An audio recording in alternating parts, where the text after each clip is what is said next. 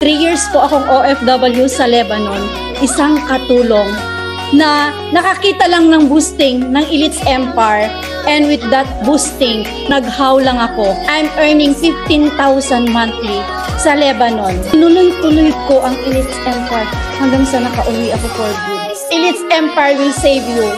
In 11 months, naging millionaire ako sa Elites Empire. Nagkatiwala ko yung pangarap ko sa Elites Empire. Dahil dyan, kumita ko ng 419,000. Because of Elites Empire, mabubuo yung family ko. Dahil lang sa how! Kaya kayo, alam ko, nag-how din kayo.